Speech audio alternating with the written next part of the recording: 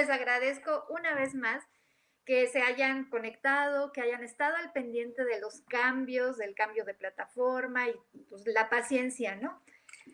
Estuvo fuera de nuestras manos lo que sucedió el día de hoy, pero aquí estamos con todo el entusiasmo y dando la bienvenida a nuestra ponente que cerramos justamente con broche de oro esta serie de seminarios interinstitucionales para la igualdad de género, que en colaboración 5 institutos de las áreas STEM organizamos. Para no tomar más tiempo, voy a presentar a nuestra ponente del día de hoy, la maestra Laura Menéndez Calvert. Es licenciada en psicología por parte de la Universidad maestra en psicoterapia psicoanalítica por parte del Centro Eleya. Actualmente está cursando sus estudios de posgrado en psicoterapia analítica de grupo, ya nos dirá ella qué es eso, formación como psicoanalista individual y grupal por parte de la Asociación Mexicana de Psicoterapia Analítica del grupo AMPAC. Y está trabajando en un proyecto titulado Propuesta de un grupo de apoyo a exadres para crear un espacio ético en casa para sus hijes trans. Su trabajo, pues, se centra principalmente en consultorio privado como psicoterapeuta desde el 2008 a la fecha, atendiendo cuestiones de género a la comunidad LGBTQ+, entre otros temas, diferentes edades. Es docente en el Centro Eleya, también es coordinadora de actividades científicas y de difusión de la AMPAC, y estuvo como voluntaria en Puerta Abierta del 1 de agosto del 2020 al 28 de febrero del 2021 en una organización que durante la pandemia atendió a chiques trans en toda la República Mexicana y a nivel internacional, principalmente lugares de habla hispana, por cuestiones desatadas por el encierro de la pandemia COVID-19. Y ha continuado este acompañamiento terapéutico, psicoterapéutico a personas trans desde el 1 de agosto a la fecha. Sin más, Laura, muchísimas gracias por acompañarnos el día de hoy y te dejo cámara y micrófono. Gracias. Bueno, pues antes que nada me gustaría agradecer muchísimo la invitación en este espacio a la Comisión Interna para la Igualdad de Género del Instituto y específicamente a la doctora Patricia Vélez. Me siento muy agradecida de estar aquí y poder compartir con ustedes este seminario donde hago incluso una propuesta para fomentar y formar un espacio seguro para la población trans. Voy a compartir pantalla y creo que yo desaparezco un poco del cuadro, pero nada más avísenme si se ve. ¿Se ve? Sí, se ve. Perfecto. Ok. Muy bien. Bueno, si ustedes están aquí es porque algo del tema les interesa o porque ya son aliados de la comunidad trans, buscando conocer más aspectos de cómo ayudarles desde las trincheras personales, ¿no? Esto por lo mismo busca hacer un seminario donde se hable de una experiencia de lo trans. Bueno, nosotros no podríamos hablar como tal de la experiencia trans, ¿no? O sea, solamente ellas podrían instruirnos y por eso hay que escucharles, ¿no? Pero sí podríamos plantear qué nos toca hacer por y para ellas, ¿no? El punto principal es abrir este tipo de diálogo para pensar juntos y empezar a generar cada vez más espacios de cuidado para la población trans y así fomentar el derecho universal de existir con dignidad. Bueno, si se fijan, el título que elijo para este seminario es Formando un espacio seguro para la población trans, porque prácticamente a la población trans es a la que más hay como estragos. No hay como tantas políticas, en sí hay como varias situaciones de violencia que se enfrentan diario, y eso pues es una situación que yo he visto en la clínica y que pues en realidad es como muy peligroso, ¿no? ¿Cómo es esto de formar un espacio seguro para la población trans? Bueno, pues el punto principal, ¿no? Es que este seminario, la propuesta es que pensemos juntos en cómo podríamos seguir fomentando un espacio seguro para la población. Y esto sería cuestionándonos cómo es que están viviendo los trans, ¿no? Las personas en estas situaciones, podríamos toparnos con muchas situaciones complejas, desde el abandono por parte de la sociedad, el abandono en ciertos casos de cuidadores primarios a hijas que van saliendo del closet, la violencia constante que puede encontrarse, ¿no?, en la sociedad, la complejidad de encontrar trabajos estables o dignos, entre muchas otras situaciones. Cito a Feinberg, ¿no?, y esto lo señala como una consecuencia social por ser trans. Y la duda que surge a partir de aquí es que si la poca tolerancia es social y la presión de crear personas de bien empieza en casa, ¿no? Entonces, ¿podríamos crear un espacio seguro partiendo de un trabajo en grupos de apoyo psicoanalítico a padres de chiques trans? Esa sería como una duda que a mí me surge y también ese es el motivo de la tesis que estoy armando ahorita, ¿no? Esta duda a mí me surge porque el primer espacio seguro, en teoría, tendría que ser la familia, pero muchas veces por cuestiones tabú, por cuestiones pues familiares, ¿no?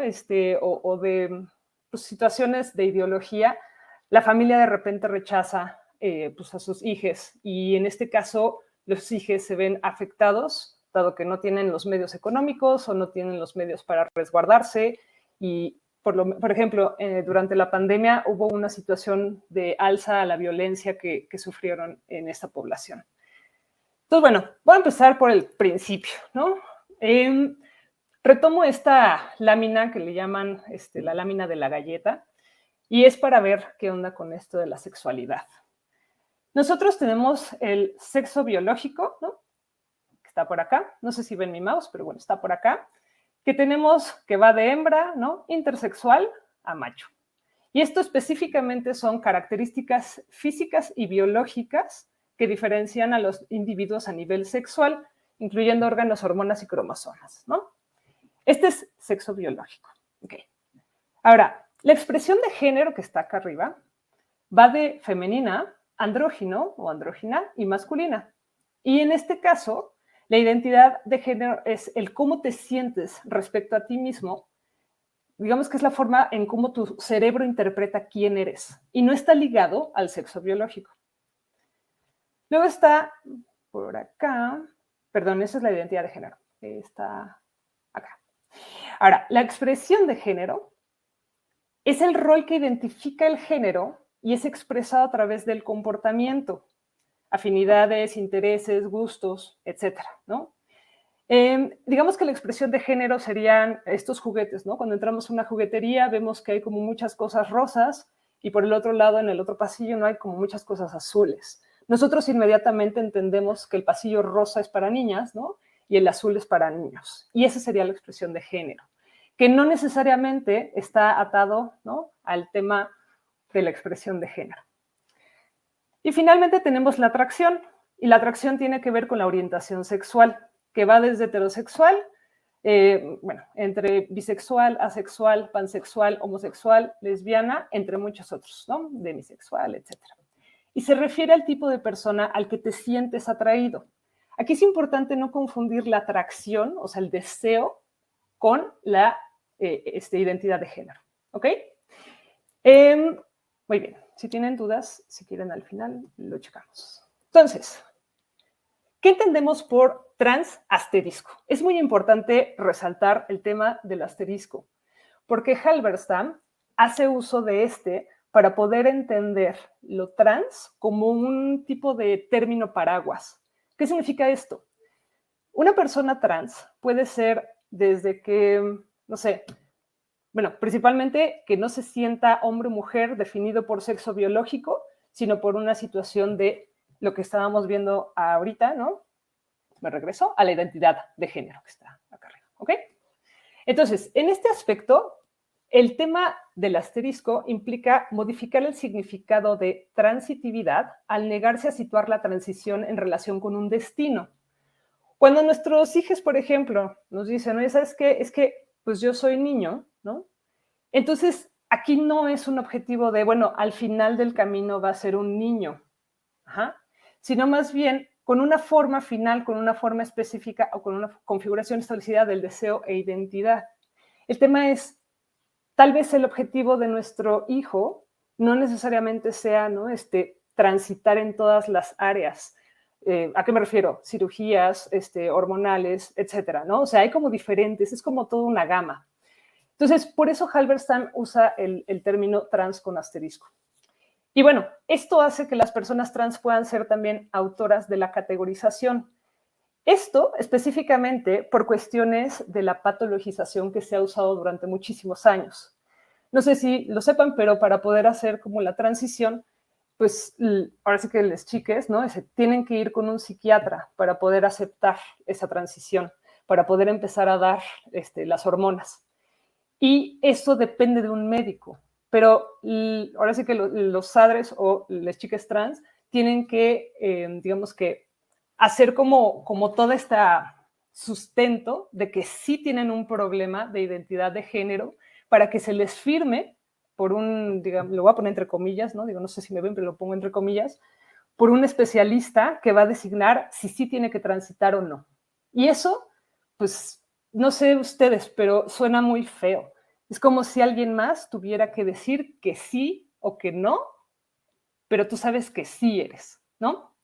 Entonces, si tú te estás sintiendo como, no sé, hombre o mujer, necesitas que te avale una persona, ¿no?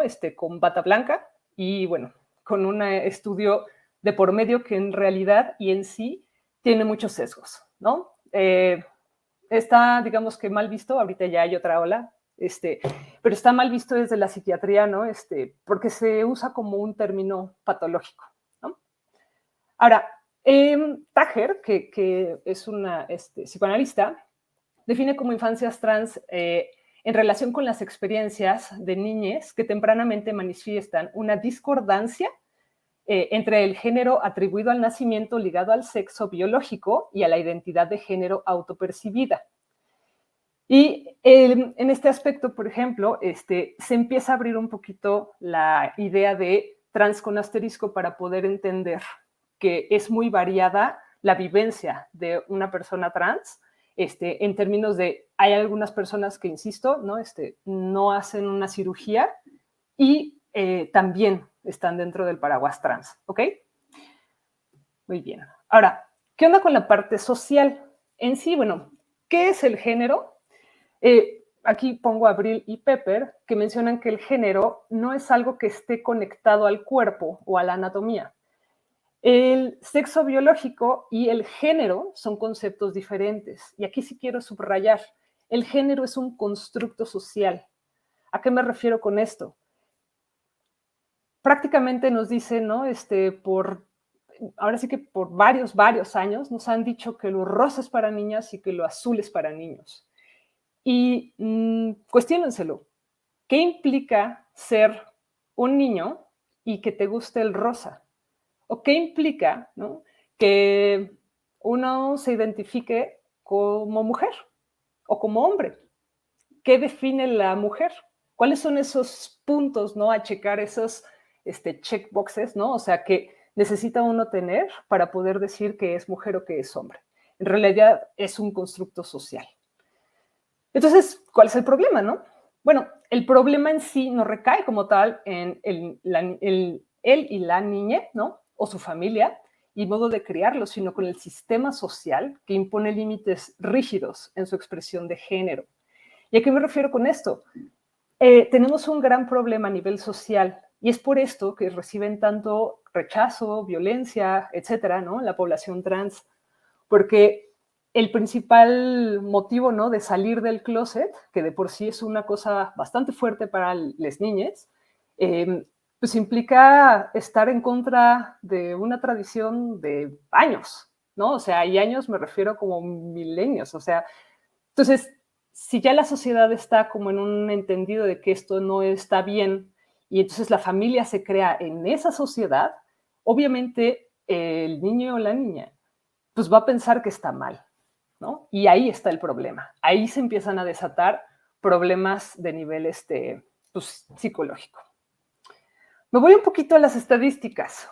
En sí, no existen estadísticas de la población LGBT. O sea, están haciendo un intento ahorita el INEGI para poder hacer como una, no me acuerdo ahorita cómo se llama la encuesta, ahorita la menciono, pero justamente para ver qué tipo de pues, de leyes se necesitan para poder cubrir estas necesidades de la población LGBT y en específico para los trans. ¿Por qué? Porque si no vemos qué está pasando con cifras oficiales, ¿no? O sea, con cifras reales, pues estamos discriminando entonces también. Ahora sí que si no lo veo, no existe, ¿no? Entonces, por eso es importante esta estadística y la estadística en general, ¿no? Y que estén incluyendo ahora a la población. Para que se den una idea, el 11% de la población se identifica como parte de LGBT+, lo que equivaldría a casi 14 millones de los 126 millones de habitantes, ¿no? Esto solamente en la República Mexicana. Si se fijan, es bastante el número, ¿no? O sea, son 14 millones de personas que se incluyen dentro de cualquiera de las letras, ¿no? De la comunidad. Por ejemplo, acá en la CNDH hacen también como una estadística, ¿no? Y revisaron, ¿no? Que hay una discriminación en sitios públicos del 41.67% a mujeres trans y el 37.98% a hombres trans. Ojo, estas cifras son del 2018. No sabemos ahorita cómo está, pero seguramente estos números se pudieron haber movido, ¿ok? El 40% de los hombres trans y el 34% de las mujeres trans reconocieron que la familia no está en contacto ni aceptan su identidad de género. ¿Qué implica esto? Que el 34% de las mujeres, ¿no? De estos 14 millones, vamos a suponer que si el 11% de la población es LGBT, ¿no? No hay, insisto, no hay datos de cuánta población se identifica como persona trans. En este caso estamos hablando que el 2%, el 5%, el que sea, 34% de esas mujeres o 40% de esos hombres no están reconocidos por la familia y no aceptan la identidad de género. Es un montón de gente rechazada, para que me entiendan rápido. Y eso habla de muchísimos temas. Y ahorita, incluso, bueno, en sí tampoco hay cifras reales de cuánta población en general de la LGBT y de los trans, cuánta población se suicida por esto mismo. No hay un registro oficial sobre intentos de suicidio ni suicidio consumado en esa población, lo cual es alarmante porque en la consulta privada, ¿no? Pues sí llegan muchísimos casos pues, con personas que están muy deprimidas, sintiéndose con una gran culpa, no pudiendo encontrar trabajo, etc. Y ahorita voy para allá. Bueno. Aquí, bueno, de hasta abajo, no sé si ven mi mouse, pero bueno, el que dice 75, es la esperanza de vida en general en Latinoamérica. Son de 75 años. Bueno, para que se den una idea, para la población trans en un mínimo, solo serían 35 años. Yo, aquí entre nos, tengo casi 38, yo ya habría muerto. Y para la población trans en lo máximo son 41 años. Para que se den una idea de, literal, se les acorta la vida a la mitad. Y esto tiene que ver con violencia, con prejuicios, con discriminación, y eso hace que se disminuya la posibilidad de acceder a educación, a servicios de salud, albergues seguros y al mercado laboral formal.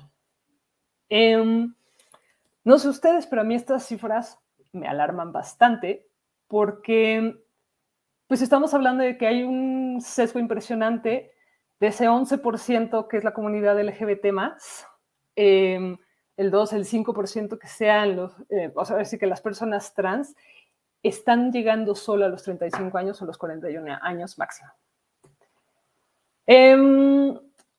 Bueno, en este caso, ¿no? CONAPRED sí registró 1,175 quejas relacionadas con personas de la diversidad sexual y género. Y 220 fueron por transfobia. Ahora, estos son datos que sí registraron, pero ¿qué pasa cuando la gente no quiere denunciar? Por cuestiones de miedo, por cuestiones de que ya no sé, les amenazaron o lo que sea. 220 yo no creo que sean este número real. Y bueno, el 65% de las personas trans, bueno, se les negó injustificadamente un empleo o un ascenso. Y este es un motivo de consulta para las personas que atendemos, que no encuentran trabajo. Y las mujeres están orilladas, ¿no?, al trabajo sexual. ¿Por qué? Por fantasías, ¿no? O sea, por una cuestión como más como tabú. Es un tema complicado, pero se orillan a que busquen dinero como de lugar. A final de cuentas, tienen que comer, ¿no? Y pues satisfacer ciertas necesidades básicas. Pero estamos sesgando muchísimo, ¿no? Por justamente no darles un empleo. Ahora, ahora sí que del lado padre, un poquito más padre, ¿no? Casa Frida inició durante la pandemia y ayuda ofreciendo trabajos, nada más que no son trabajos específicamente para las chicas trans, sino en general para LGBT+, ¿no? O sea, para la comunidad LGBT+. Se supone que más o menos un 40% de esos 65%, ¿no? Hacen esta estadística, sí les encuentran trabajo. Pero bueno, en casos extremos, por lo menos de gente que yo he atendido, no encuentran trabajo, ¿no? Es muy complicado que lleguen a trabajar. Antes de pasar a la siguiente lámina, el tema de que no encuentren trabajo es porque hay algo que se llama passing, ¿no? Cuando nosotros salimos a la calle, ¿no? Y vamos caminando, ubicamos perfecto, ¿no?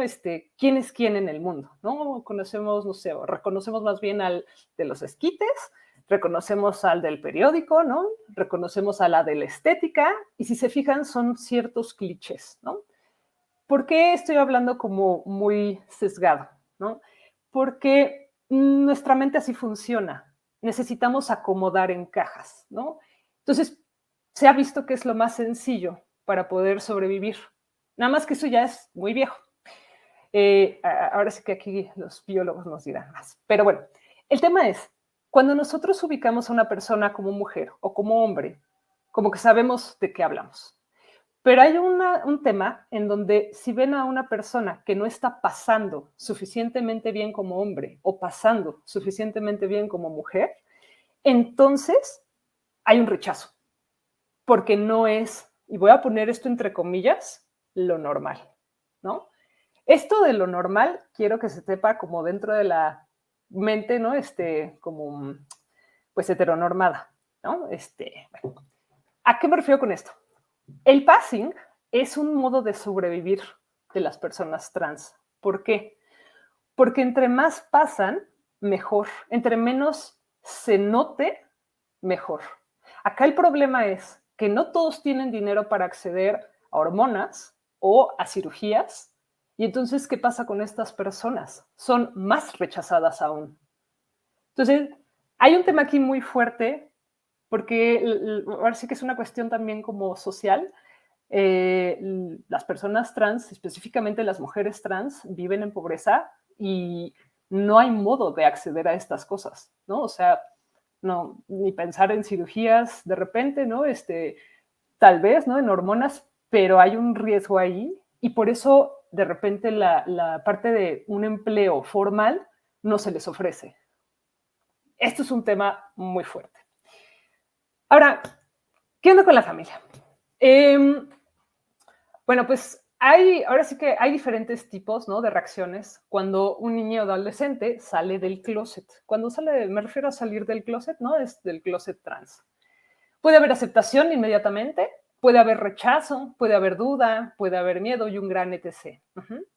En aceptación hay muchísimas familias en donde luego no dicen, sí, claro, ¿no? Yo escucho lo que necesitas, tú dime, ¿no? Y sobre todo hay una tendencia de que las madres son las que aceptan rápidamente a sus hijas, ¿no? No importando.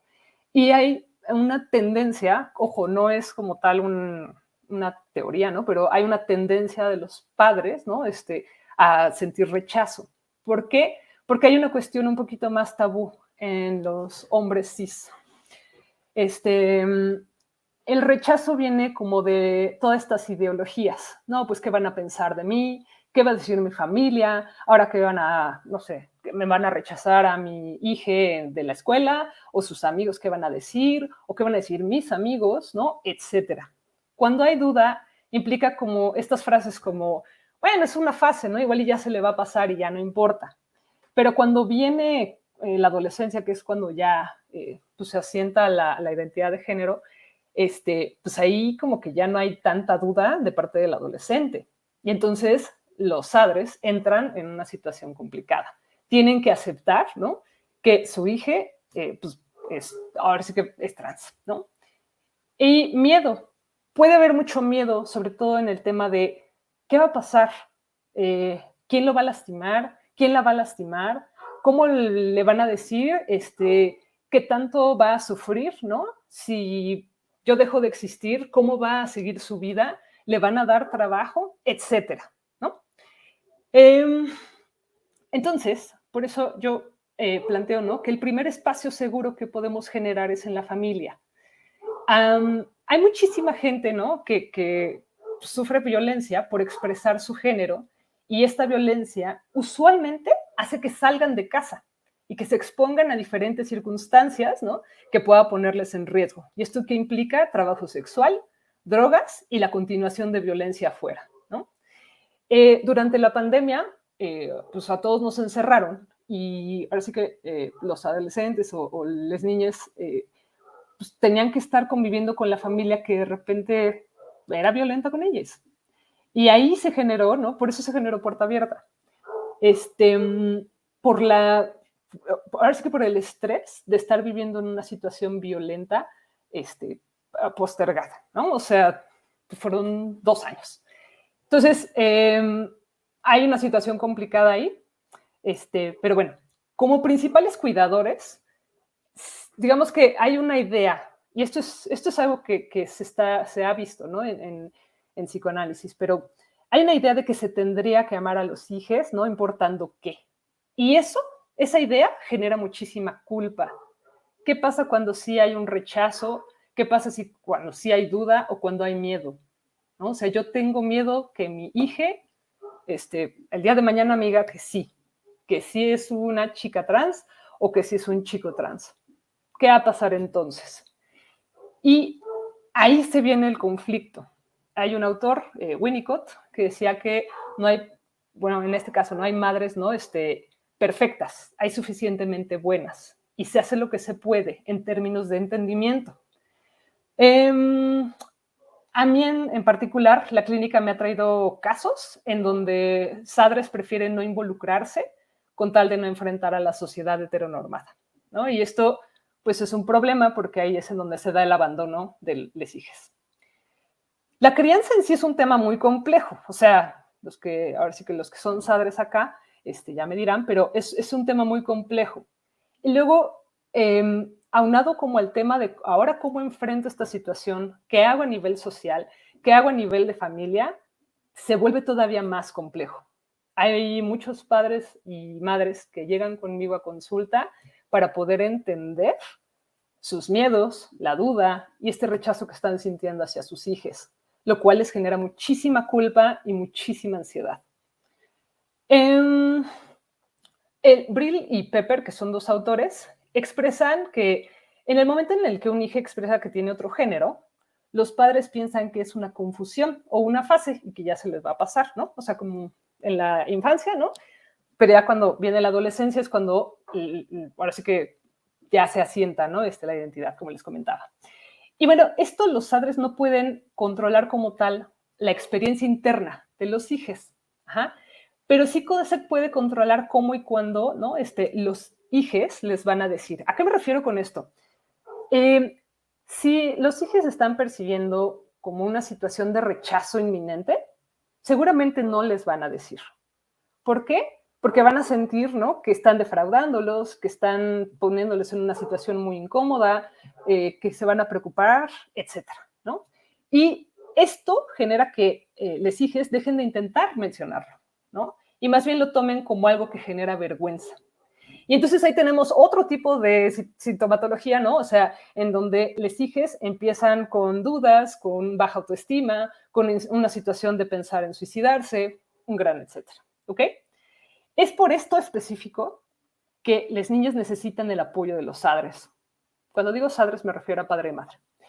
En este aspecto, si un niño o una niña llega con un padre o madre y le comenta algo tan complejo como esto, complejo en el término social, es posible que sienta rechazo si no reacciona como de no pasa nada, hija o hijo, todo va a salir bien, vemos cómo le hacemos, etcétera. Cualquiera otra reacción que salga de esa es posible que pegue directamente, ¿no?, en la autoestima del hijo o hija. Ahora, el tema aquí es que nosotros ahora sí que tenemos ciertas expectativas cuando nacen hijos o hijas. Y estas expectativas se van moviendo, ¿no? Conforme van creciendo, ¿no? Pero la primera que se tiene es cuando una mujer está embarazada, ¿no? Y de repente dice, bueno, yo creo que mi hija va a ser la mejor bailarina de ballet. O yo creo que mi hijo va a ser bombero. Y de ahí, esas expectativas caen un poco cuando nacen les hijas, ¿ok? En este caso, por ejemplo, Pepper menciona que existen dos tipos de duelo. El duelo de las expectativas y fantasías de les hijes, ¿no? Y el duelo del hijo o hija que se va para que él o la otra llegue. Ese sería como el duelo por el hijo perdido. ¿Ok? Estas dos expectativas, ¿no?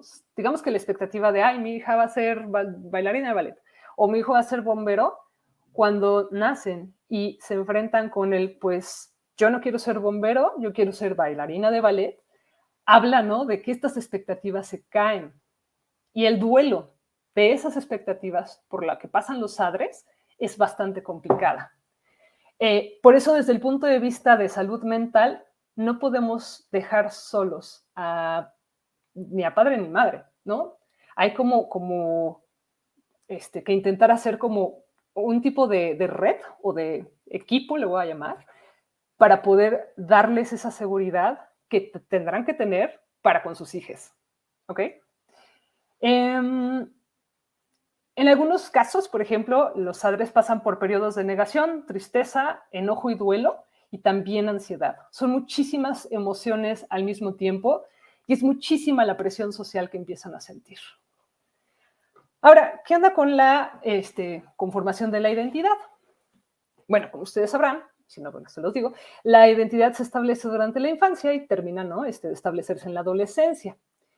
La identidad para las chicas trans y cómo se va estableciendo durante este periodo es algo que, bueno, implica desde el punto de vista psicoanalítico actual. Se ha estado como checando mucho esta situación. Y Brill y Kenny establecen que la identidad se basa en la creación de un yo fuerte. Esto implica, ¿no?, que se tenga autoestima, que se tenga, ¿no?, o sea, que se le pueda dar a los hijos, ¿no?, ciertas herramientas para poder cruzar por la vida, ¿no?, sin problemas, etcétera, ¿no? Y establece que permita moverse en la adultez. Todas estas herramientas se pasan como a la adultez, ¿no? Y en ese aspecto, no sé, si hay algún problema en particular, sabrán cómo resolverlo. Esto implica, ¿no?, también, y reitero, ¿no?, que es vital que los adultos de un adolescente puedan ser sostén durante estos años y específicamente para lograr su identidad de género e integrarla a la identidad como adulto. Es importante porque si no, yo del que les hablo se puede mover, ¿no?, y se puede fragmentar. Y ahí tenemos otro tipo de situaciones, sobre todo impactando en la autoestima. Y bueno, aquí sí quisiera como resaltar que los años de adolescencia son los más vulnerables. Ahí es en donde se desatan un montón de cosas, ¿no?, y se asienta la identidad. En específico, ¿no?, bueno, comentan estos autores que lo principal que buscan las niñas es el deseo de ser vistos y aceptados por las personas a quienes aman y más necesitan, o sea, a las familias. A mí me parece como fuerte esta idea porque, pues, ahora sí que las niñas lo único que tienen son a los padres, ¿no? O sea, pueden estar los abuelos, las abuelas, los tíos, las tías, etcétera, pero lo más importante son los padres, madre o padre. Uh-huh. Si estas personas tan importantes en la vida de un niño o una niña no están o les rechazan, entonces, ¿qué va a pasar con esos niños, ¿no?, o con esas niñas? Eso se lo dejo a modo de pregunta. Y bueno, ¿cómo se conforma la identidad?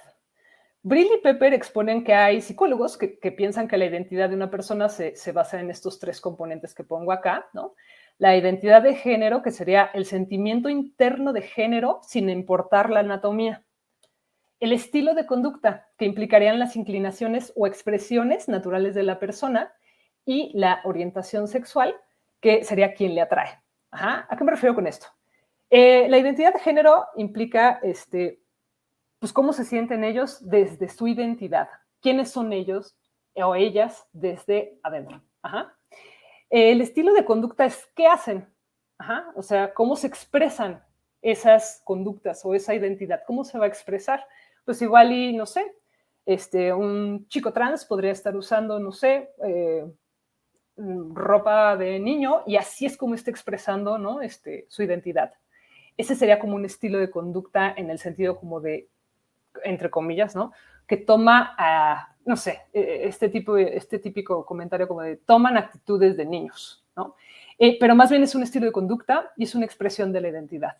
Y la orientación sexual es quien les atrae. Uh-huh.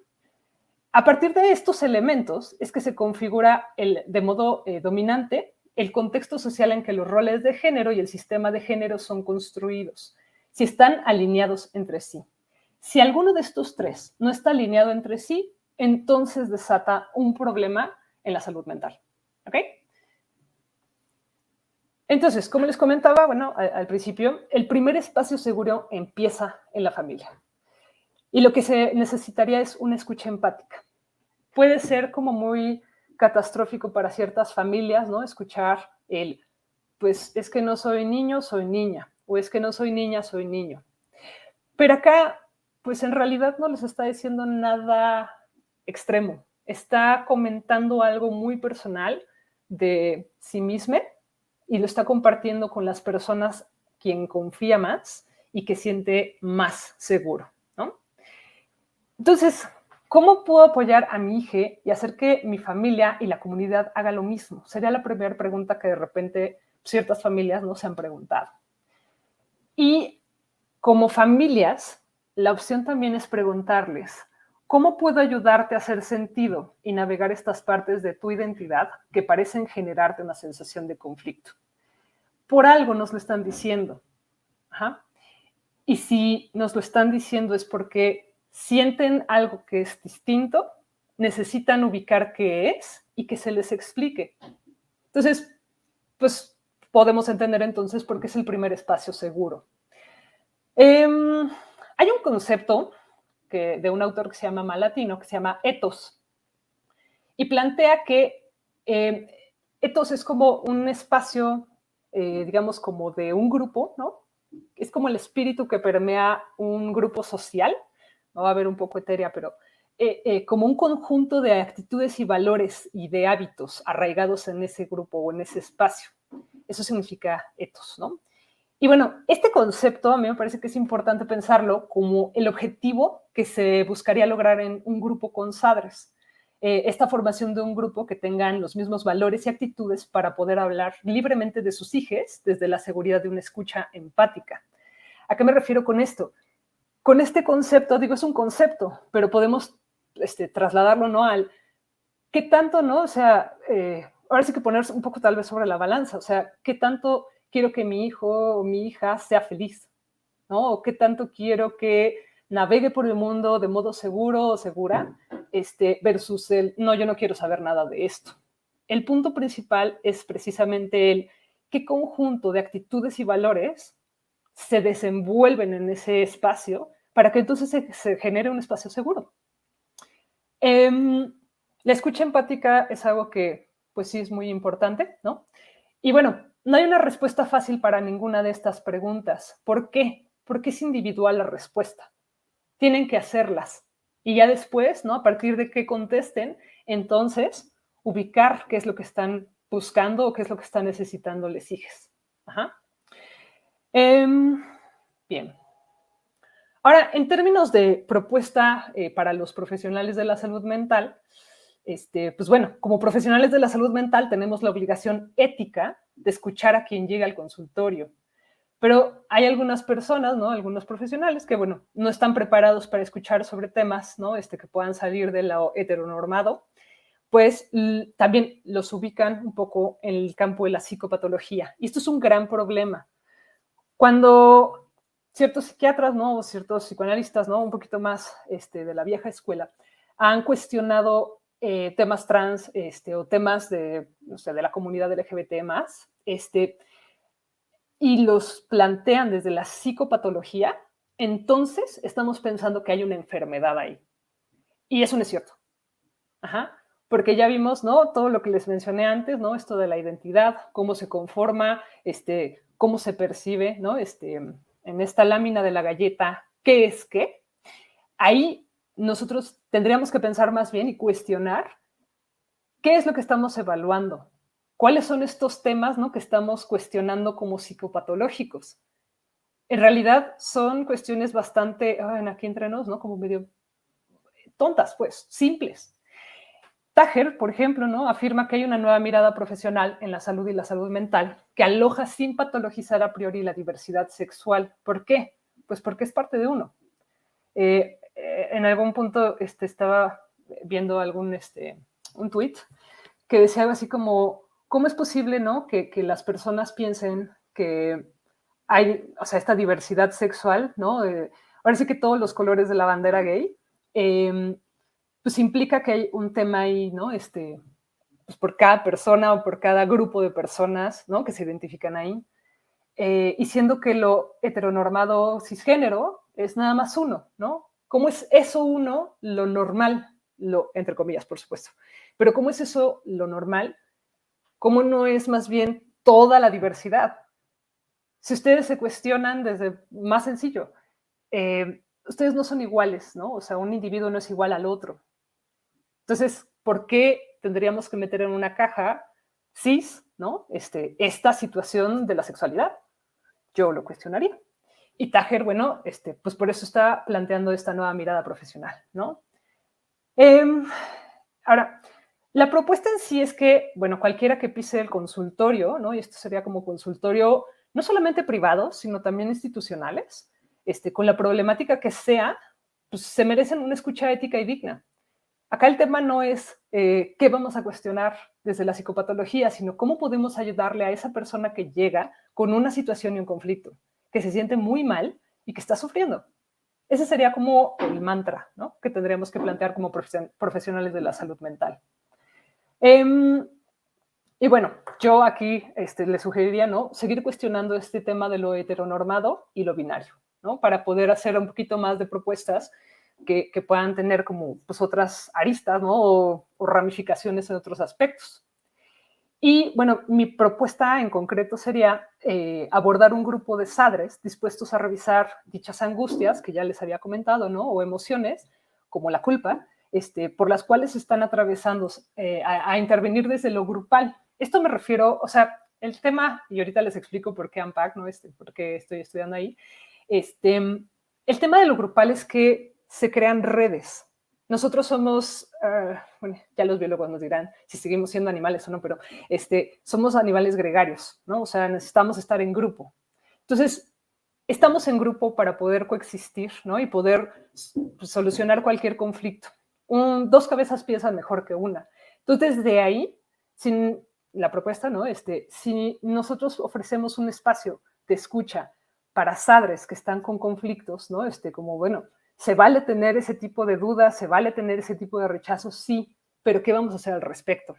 ¿Cómo lo vamos a solucionar? Porque allá hay un hijo o un adolescente, ¿no? Que nos está cuestionando cómo le vamos a ayudar. Ajá. El punto, ¿no? Es que puedan compartir en este grupo, ¿no? Y sentir con otros que están pasando por lo mismo, ¿no? Y fortalecer la relación con sus hijos a partir de esto. Y reconocer que no están solos, ¿no? Los sadres no están solos. Hay otros sadres pasando exactamente por lo mismo. Y es un tema, ¿no? Que, así como dicen, en grupos se hace la fuerza, ¿no? Y finalmente, bueno, abordó este tema de las instituciones, ¿no? En sí, a las instituciones les toca seguir abriendo este tipo de espacios, ¿no? O sea, para continuar el diálogo, para escuchar a la población trans, en específico, ¿no? Sobre qué está necesitando que la sociedad no les ha dado. E intentar abrir espacios desde nuestras trincheras personales. ¿Cómo ayudo al otro? ¿Cómo le hago? ¿Qué necesitamos saber? Pues primero hay que escucharles. ¿Qué necesitan ellos? Y a partir de ahí, entonces, poder entender, ¿no? Cómo nosotros sí podemos entrarle o no. En este sentido, esta es la encuesta que están haciendo, bueno, la hicieron de febrero a abril, me parece. Es una iniciativa de la INEGI y se llama Encuesta Nacional sobre Diversidad Sexual y de Género.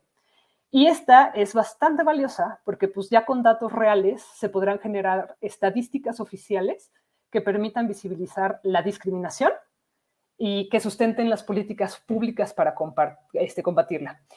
Y bueno, aquí yo sí me gustaría como recordarles, ¿no?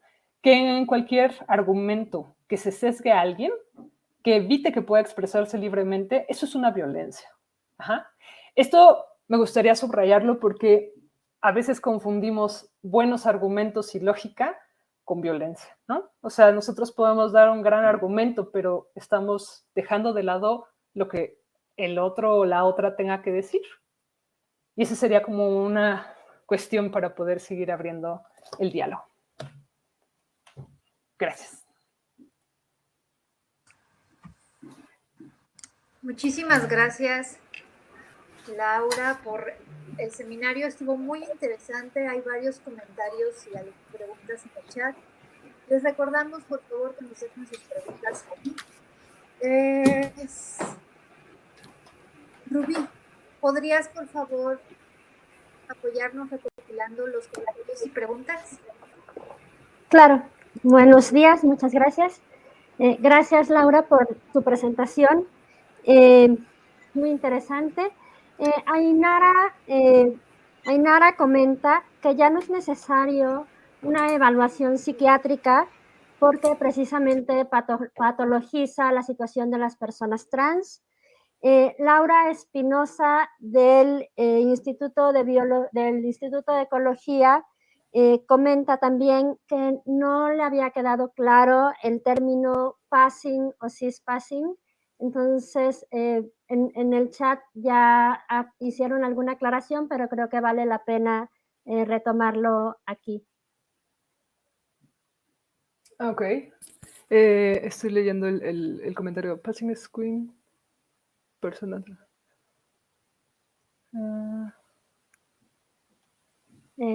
¿Lo leo en voz alta? Sí, si quieres léelo en voz alta y ahorita le contesto. Sí. Sí. Gracias. Ainara contesta, Laura, passing es cuando, no sé, personas trans, yo creo que hay un typo ahí, pasan como mujer u hombre según el género con el que se identifique. Sin embargo, eso está pésimo porque el passing depende de la percepción de los demás, de les demás, y no debe ser así. Cada persona es única y diferente. Cierto. Sin embargo, por alguna cuestión cis, como que es la tendencia a ver. Esto es, ahora sí que estoy hablando, ¿no? Del sesgo más sesgado. Hay personas que están en la calle, ¿no? Juzgando a cualquier otro o cualquier otra. Específicamente, ¿no?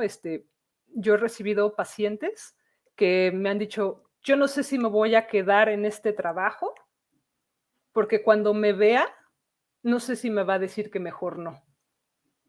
Ahí hay un sesgo muy fuerte y tiene que ver con ese passing. Hay un muy buen libro, ahorita se me olvidó cómo se llama el autor, Mise, que se llama El cuerpo equivocado, creo. Es un gran libro porque cuestiona precisamente eso.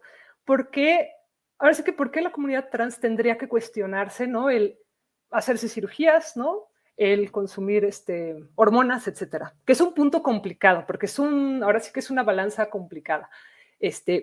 ¿Por qué se tendría que hacer si te estás percibiendo como hombre o como mujer? ¿Por qué no simplemente ser como eres y ya? Pero hay un tema social que pesa y ahí por ahí, ¿no? Está el tema del passing. Estoy de acuerdo contigo, pero a mí en la consulta lo que me llega es estas dudas, ¿no? De yo no sé si me van a contratar o me van a dejar en el trabajo, ¿no?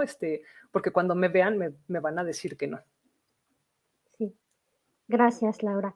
Jimena Mateos plantea una cuestión muy actual y muy interesante, y es que entonces lo que acaba de hacer la Federación Internacional de Natación es un tipo de violencia respecto a que prohibió a las mujeres trans competir en las pruebas de élite femeninas. Pues yo creo que sí. O sea, en este término, o sea, a ver, a mí me parece que tendremos que partir, ¿no? Como de cuáles son como estos lineamientos, ¿no? Que se ha seguido en términos de la sociedad. ¿A qué me refiero? Voy a poner un ejemplo tal vez como muy tonto, pero no sé, en la competencia, por ejemplo, en los Juegos Olímpicos, ¿no? De escalada, que es nuevo, ¿no? ¿Qué implica, no? Escalar. Implica que tenga fuerza, que tenga una destreza, que tenga ciertas habilidades y que haya practicado. Y desde ahí todo bien.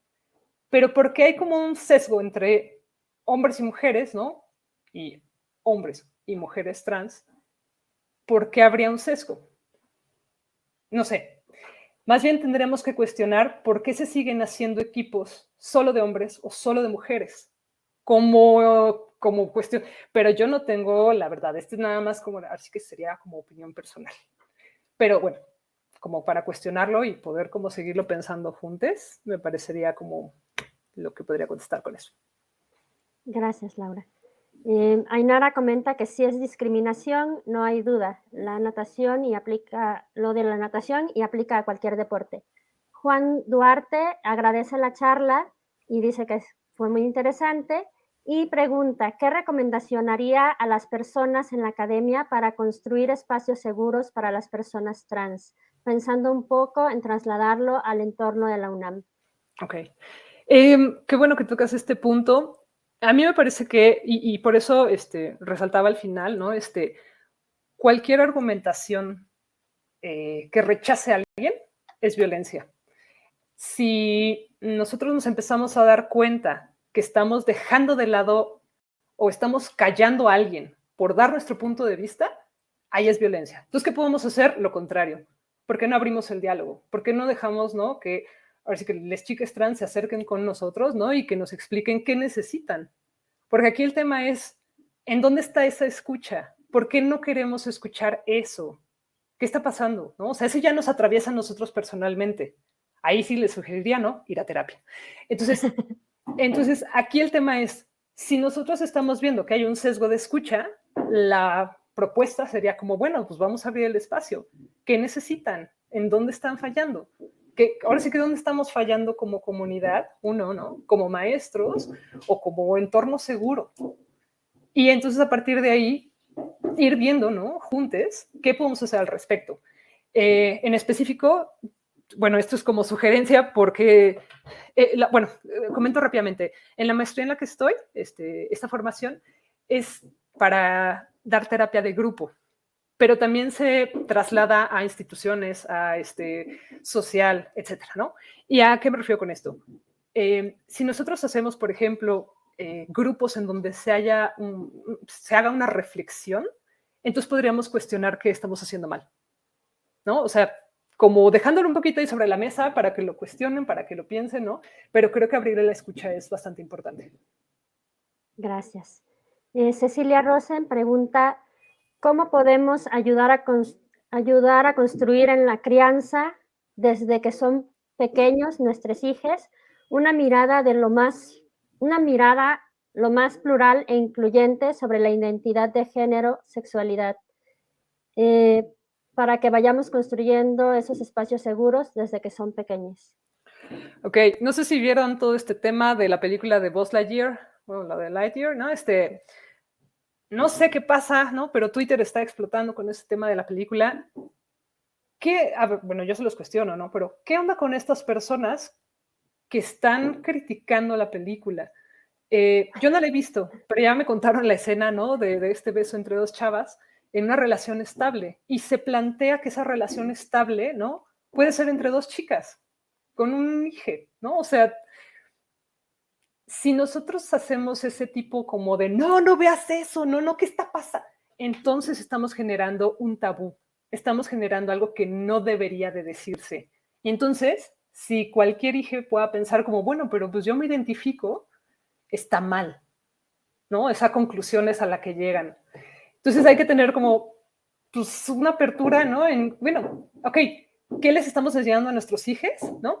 Esta película me parece que es completamente como normal. En realidad yo no le veo ningún tema, ¿no? Desde el punto de vista psicoanalítico, yo no le veo ningún tema.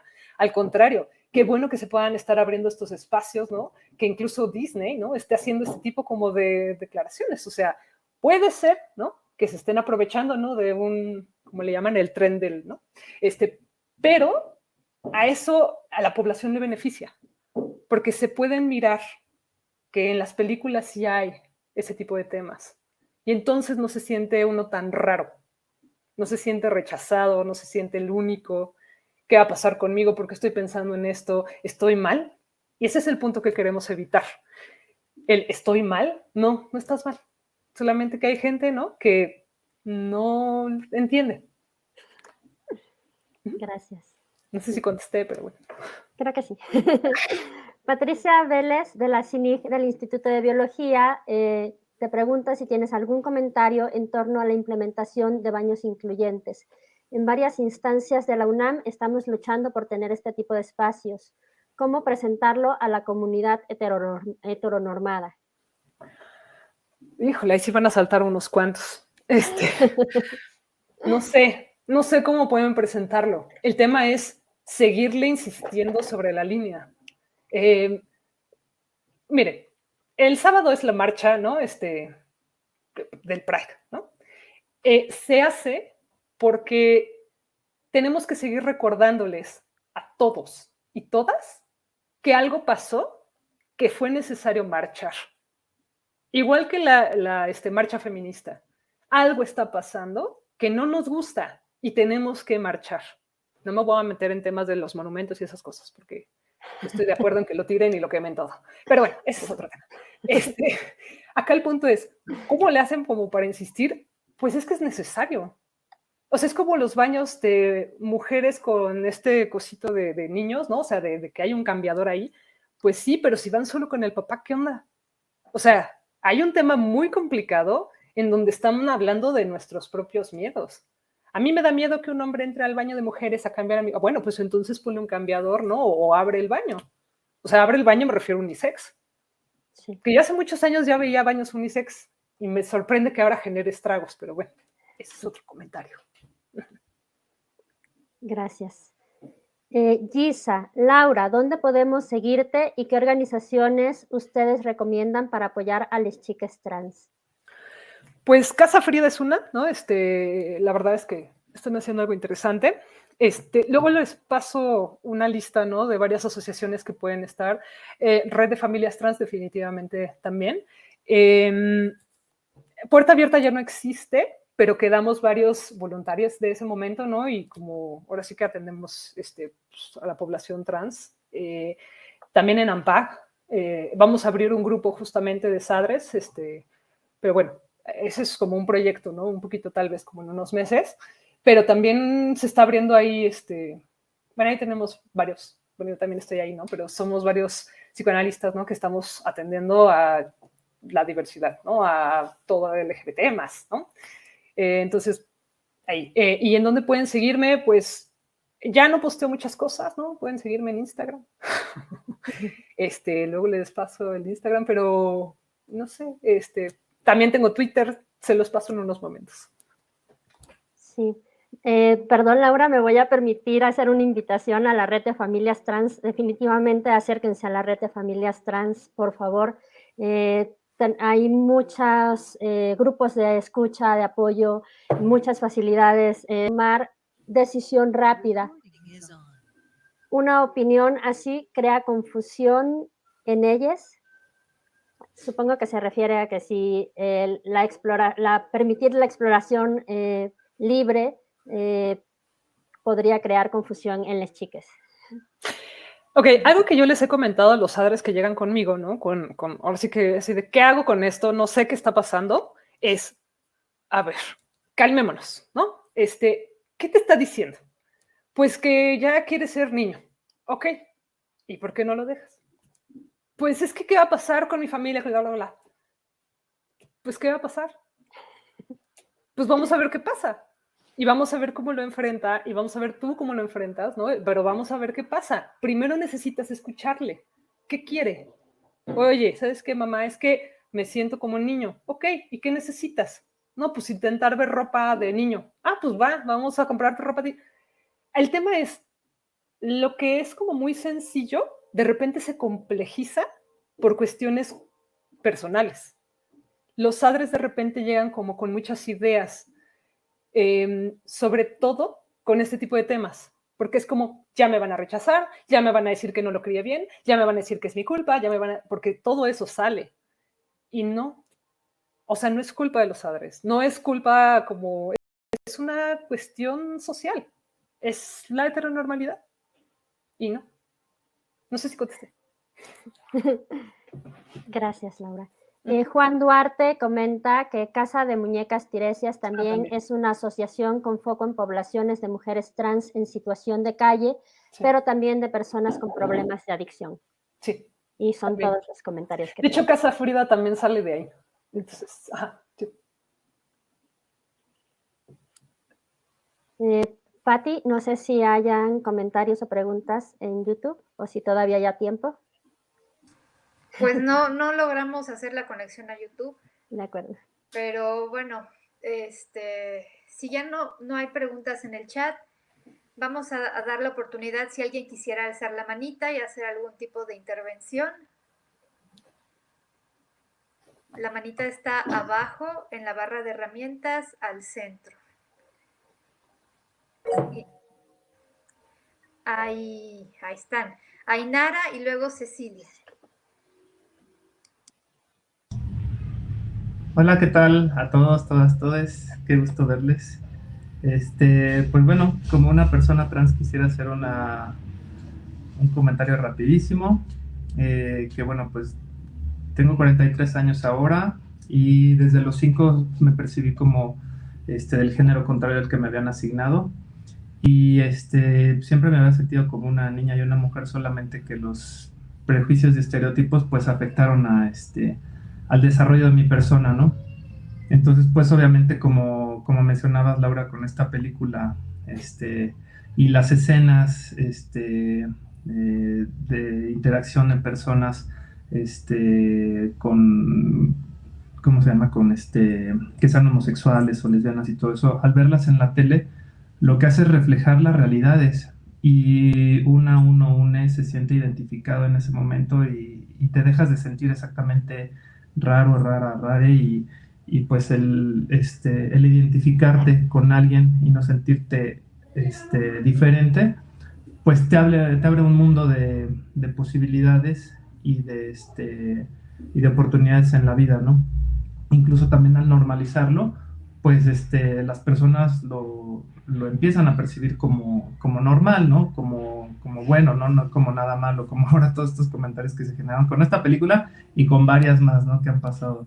Sí. Y que algunos dicen que nos intentan ahí cambiar nuestras ideologías y tal, ¿no? Entonces, pues, sí, también lo que decía Ruby con lo de la red de familias trans, pues, ahí hay muchísimo apoyo. Yo formo parte de uno ahí de los grupos que lleva Paul Martínez y que la verdad me ayudó mucho en esta pandemia, a mí como a muchas personas también, tanto aquí en la Ciudad de México como en varias partes de la República. Y estos grupos de apoyo pues te dan espacios para hablar, pues ahora sí que sin prejuicios, con confianza. Para mí ha sido encontrar una gran familia en ese lugar, y donde encuentras mucho amor, esperas ir a las actividades y desarrollarte como una persona común y corriente, ¿no? No que te estén ahí señalando ni criticando. Entonces, pues sí, les invito a acercarse a ese tipo de grupos, ya sea en forma virtual o presenciales, conforme como les convenga y venga mejor. ¿Y qué más? Pues bueno, pues también ahí estaremos en la marcha apoyando a la comunidad trans y pues en sí a todas las personas que también no se pueden visibilizar por ahora y no tienen esa oportunidad.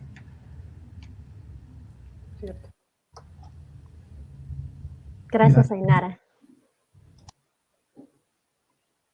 Cecilia Rosen tenía levantada la mano. Sí, gracias. Quería nada más dar seguimiento a la pregunta que te hacía Laura sobre la crianza, digamos, como que creo que los escenarios que planteabas y a la consulta pues te llegan conflictos, ¿no? Pero, y esos no se pueden prevenir, obviamente, digamos, los conflictos ocurren a partir de lo que tú planteabas.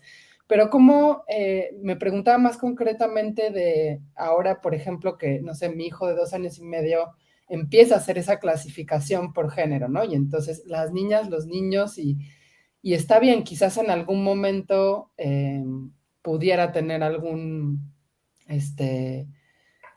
podría surgir algún conflicto, pero mi pregunta era más como cosas concretas. Entonces estoy pensando, por ejemplo, en lenguaje inclusivo, o sea, es algo que deberíamos pensar, y no digo tanto en lo individual, en lo doméstico, sino incluso a nivel escolar, ¿no? Como parte de la educación sexual, por ejemplo. Yo sé que en la siguiente etapa de mi hijo ya empiezan talleres de sexualidad y no veo que estos temas, digamos, estén incluidos en esa formación. Entonces, ¿qué cosas concretas te parecen a ti que pueden abonar a formar esos espacios seguros antes del conflicto para que justamente nuestros hijos expresen lo que quieran expresar, ¿no? Antes de que surja el conflicto? No sé si tiene, digamos, eso como coherencia con lo que tú estabas presentando. Pues es una pregunta difícil, sobre todo considerando que hay ciertas escuelas, sobre todo las más tradicionales, ¿no? O las públicas incluso, en donde forman a niños en una fila y a niñas en otra fila, donde se paran en los patios para jugar con una pelota de fútbol a niños, ¿no? Y a las niñas les dan una de voleibol. Y desde ahí empieza el sesgo. Aquí hay que considerar, ¿no? ¿Qué es lo más cercano? Y es el espacio seguro, ¿no? Que implicaría a la familia. Y más concretamente a les adres, ¿no? En este caso, puede ser como un lenguaje inclusive, ¿no? El tema acá es, bueno, más bien incluyente. El tema acá es, el lenguaje va a generar escozor en otras personas. Y de ahí van a salir críticas ante el lenguaje, que yo he visto también peleas impresionantes en Twitter, ¿no? O sea, que es, o sea, es una palabra, cálmate, ¿no? O sea, entonces, yo desde ahí pensaría como, bueno, si está generando mucho escozor, más bien primero tenemos que sensibilizar a la población, ¿no? O sea, por eso esta invitación se me hizo como pues, muy padre para poder como empezar a ver, ¿no? O sea, cómo lo empezamos a pensar. Yo no tengo las respuestas como tal, ¿no? En términos de, pues, de qué vamos a hacer en la escuela o qué vamos a hacer como en el, en un espacio en particular, no lo sé yo tampoco. Acá el tema, ¿no? Que yo les propongo es, vamos a pensarlo, ¿no? Pero si planteando desde el punto de vista, ¿no? Que qué pueden hacer ahora sí que les adres, ¿no? O sea, pues igual y normalizar que existe un lenguaje incluyente, que existen personas de la diversidad, que se van a ver diferentes, ¿no? Que van a actuar diferente y que eso es normal, porque eso es lo normal. O sea, aquí yo veo muchísimas personas, ¿no? O sea, creo que son 31 personas acá, somos 31 personas acá, y no creo que ni una sola tenga una historia real, o sea, bueno, similar, ¿no? O sea, realmente como decir, ay, es idéntica a la mía.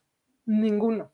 Y así son experiencias en la sexualidad, en la identidad, en el género, o sea, y así como un día puede decirte tu hijo, no sé, oye, mamá, pues es que entiendo, ¿no? Que a mi amiguita le están bulleando porque jugó fútbol conmigo.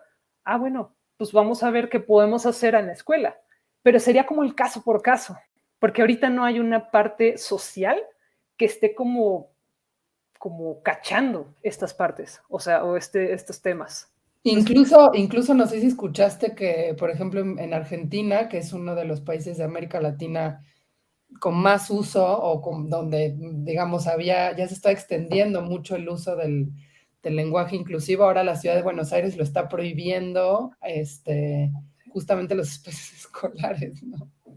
Es Entonces, que, wow, como que dices, y ojo, cuánta resistencia, ¿no? exacto, es una resistencia, pero aquí entonces, ¿a qué nos estamos resistiendo? ¿Qué está pasando con la sociedad que se está resistiendo? ¿Qué tantos cambios creen que están pasando? O sea, es como, bueno, Yo de repente hago como la broma de, bueno, pues ¿cuántos boomers hay, no? O sea, pues ¿qué onda con esta generación de cemento que pareciera que todo tiene que quedarse como estaba? Y no es cierto. Voy a hacer un comentario que me parece relevante, ¿no? Pero la RAE es una institución, ¿no? En donde analiza la forma del lenguaje porque usuarios, ¿no? Cambian el lenguaje todo el tiempo. O sea, la palabra chido, yo estoy segura que no estaba hace 50 años, pero ahora está, ¿no? O chale, ¿no? Y son situaciones de slang acá por lo menos en la ciudad, ¿no? Y generalizado un poquito en la República. La RAE existe para analizar esos cambios. ¿Por qué se están dando? ¿Qué es la necesidad del usuario? Porque nosotros nos tenemos que comunicar. Y cómo nos comunicamos no importa. Puedes comunicarnos. No sé si me explico. O sea, tal vez lo pongo un poquito como que es ridículo, o sea, pero pasa. Y el problema que genera es como que se cancele. Y entonces Buenos Aires de repente empieza con estas cosas que dices, bueno, estamos en 2022 ¿y qué onda? ¿Qué está pasando con estos espacios que ya se habían podido, ¿no? Tomar, que ahorita ya se sesgan? Hay que cuestionarlo como un poquito más allá. Cuando hablo desde nuestra trinchera es como estas preguntas precisamente y comentarlas con otras personas para hacer el ruido, ¿no? Y para generar esa duda de decir, pues, ¿qué está pasando? ¿Qué necesitamos hacer? ¿Por qué es necesario que un lenguaje se quede como está? Eso no es cierto. El lenguaje no se queda y nunca se ha quedado como está. Han cambiado. Ya no hablamos con el vosotros ni esas cosas. Entonces, es una pregunta en construcción, me parece, Cecilia. Gracias. Ana Bejier tiene levantada la mano. Hola, muchas gracias por la plática. Quiero hacerte una pregunta muy sincera. Estamos viendo muchísima violencia y problemas muy, muy, muy, muy serios, ¿no? A la comunidad trans. Y en la universidad lo que hacemos es trabajar por los baños incluyentes, ¿no? Y el lenguaje. Okay. Y a veces me pongo a pensar si estas medidas no son como haber invertido recursos y educación en poner tapetes sanitarios durante el COVID, ¿no? Que ya sabemos que no sirvió de nada.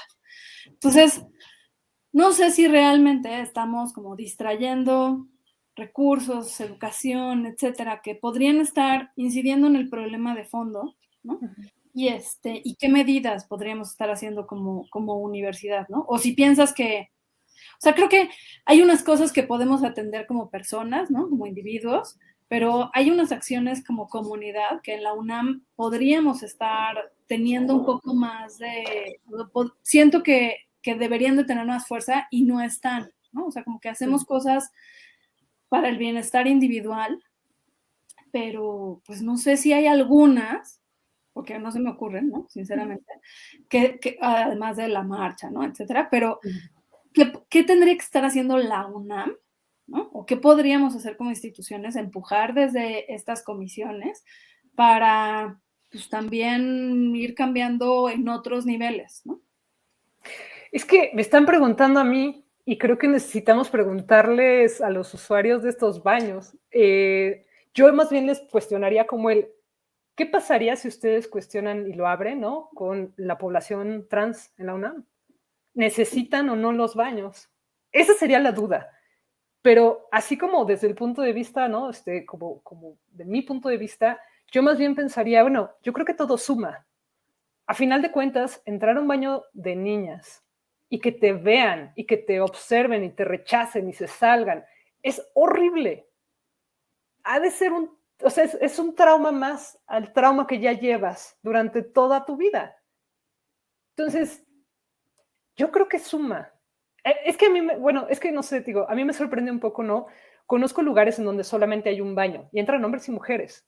¿Por qué hay? Ahora sí que perdón por la palabra, ¿no? Pero ¿por qué hay tanto pedo, no? O sea, para poder hacer este tipo de baños. Entonces, yo más bien primero, ¿no? Y aquí esto es algo que nosotros hacemos en AMPAC. Cuestionamos, bueno, a ver, ¿ustedes qué necesitan? ¿Cómo los podemos apoyar? ¿Cómo las podemos apoyar? Y entonces ver qué sí se puede hacer y qué no se puede hacer. Pero así a nivel personal, y es algo que yo también he hecho, ¿no? Es denunciar a estas personas que dicen o se burlan del lenguaje incluyente, que se me hace como bien complicado. O sea, bueno, ¿por qué te burlas de algo, no? O sea, de este modo, como si no existiera, como si no importara, si estás sesgando un montón de gente. Cuestionárselos. Entonces aquí más bien es nuestro papel como aliados, es señalar estas cosas que están mal.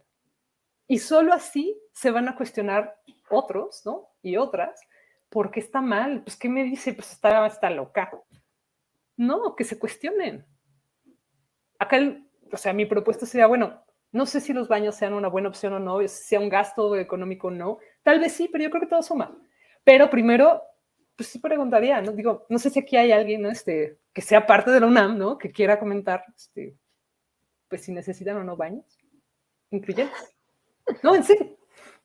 Bueno, yo digo además, ¿no? O sea, los baños sí van, ¿no? O sea, que estén, como tú dices, ¿no? Y después, pues, si por algo no funcionan, pero como hacer algo a nivel comunidad, ¿qué seguiría? ¿No? ¿Qué seguiría después de tener baños en todas partes, la mayor cantidad posible, ¿no? Después de que, pues, quienes podamos hablemos siempre, ¿no? Y nos eduquemos al respecto, ¿no? ¿Qué sigue? ¿No? O sea, ¿cuál sería el siguiente paso? Primero, sensibilizar. O sea, necesitamos ver, a ver, los miedos surgen de una falta de conocimiento, ¿no? O sea, cuando vimos, por ejemplo, no sé qué pasó ahí. Cuando vimos, por ejemplo, no sé, algo que se nos hizo súper extraño, vamos a poner el internet, ¿no? Así de, ¿qué es eso? Ahora sí nos van a observar, ya nos van a poseer, ¿no? ¿Qué está pasando? ¿Es el diablo? Se tuvo que sensibilizar a la población. ¿Qué es esto? ¿Para qué te sirve? ¿Cómo se usa? Entonces yo pensaría, ¿no? Y desde el punto de vista, ¿no? Psicológico, uno empieza sensibilizando a la población. ¿Qué es esto? Ahora sí que como mantra, ¿no? Así de, esta información tiene que ver con lo trans, esta información tiene que ver con los feminicidios, ¿no? O sea, como, pero estarlo poniendo y poniendo y poniendo. Por eso las chicas, ¿no? La marcha feminista, ¿no? O sea, tiran monumentos, porque ahí tenemos que estar en el punto, ¿no? O sea, ahí estamos y sigue habiendo un problema, hasta que la gente entienda. Entonces, yo pensaría primero sensibilizar, después cuestionar, bueno, ok, ya sensibilizamos un poquito a la población, vamos a ver cómo reaccionaron. ¿Qué implica esto? ¿Qué pasa, no? Con estos cursos de ética, porque de repente la ética como que se manda al cajón. ¿Qué implica, no? O sea, como profesores, porque yo también soy profesora, ¿no? De varios alumnos, si yo estoy viendo que hay algo ahí, un rechazo, una situación de discriminación, la tengo que nombrar, porque está mal, porque estamos formando personas. Si estoy viendo que unos niños están peleando ahí, no, pues, a ver, ¿qué está pasando? O sea, ¿qué está pasando? ¿Por qué se están peleando? No, pues es que me dijo tal. Ok, pero vamos a hablarlo en vez de pegarse, ¿no? Entonces yo pensaría como intervención directa, ¿no? Estas cosas. Hacer que no sea no se obvie la información, sino nombrarla, señalarla, ahí está, y hacer algo con eso. Esos serían como los dos puntos principales. Ya si nos vemos mucho más técnicos, grupos de reflexión, ¿qué podemos hacer? ¿No? Como ahorita estamos haciendo, ¿no? O sea, digo, estaría mejor, ¿no? Que varios estuviéramos hablando y proponiendo ideas, porque dos y más cabezas piensan mejor que una. Y yo lo que puedo estar diciéndoles puede ser como una cuestión como de, no, pues igual y no funciona, ¿no? Igual y otra persona tiene otra idea un poquito mejor. Entonces, ahí es como empezamos a hacer comunidad. Eso es lo importante, hacer comunidad. Y dejar espacios seguros, ¿no? Para las chiques, ¿no? O sea, si tú tienes un problema, si te violentan, si te discriminan, si te lo que sea, tú puedes venir aquí a esta oficina y hablar conmigo y yo te ayudo. Ese tipo de cosas son concretas. Bueno, pues muchísimas gracias a nuestra ponente, Laura Menéndez. Por tiempo tenemos que terminar el seminario, pero agradecemos muchísimo la participación y que se hayan quedado hasta el final. Y Laura, te hacemos una invitación para que regreses pronto, porque pues por lo visto hubo muchísimo interés y prometemos que la siguiente sí es por Zoom. Antes de terminar, déjenme ver si se puede compartir. Díganme si ven la diapositiva de agradecimientos. Sí. Sí, se ve. Bueno, pues es nada más para cerrar. Agradecemos a todas las personas que hacen estos seminarios posibles, colaborando con transmisiones y su difusión en los 5 diferentes institutos que estamos colaborando para traer a ustedes este tipo de charlas. Y muy en especial el día de hoy quiero agradecer a Laura Espinosa del Instituto de Ecología, porque fue realmente la cabeza detrás de que usáramos esta plataforma y quien rescató el seminario. Ay, Pati. Muchísimas gracias, Lau. Con gusto, claro que sí. Bueno, pues nos vemos regresando de vacaciones, estemos al pendiente de estos seminarios y que tengan muy bonito día. Muchísimas gracias por el espacio. Está padre que pregunten todo esto. El video lo vamos a subir en el YouTube de Biología. Ahí va a quedar subido, ya les pasamos después el link. Muchas gracias, Laura. Muchas gracias. Muchas gracias, Pati. Gracias al equipo organizador. Gracias, Laura. Gracias a todos por estar por acá. Gracias. Muchas gracias. Buen día. Saludos. Ahí les paso mis redes con Pati. Vale. Por favor. Sale.